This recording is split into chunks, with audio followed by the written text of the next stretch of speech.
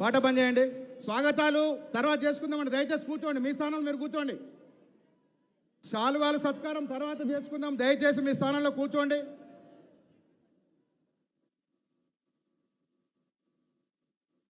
శాలువాల సత్కారం తర్వాత ఉంటుంది.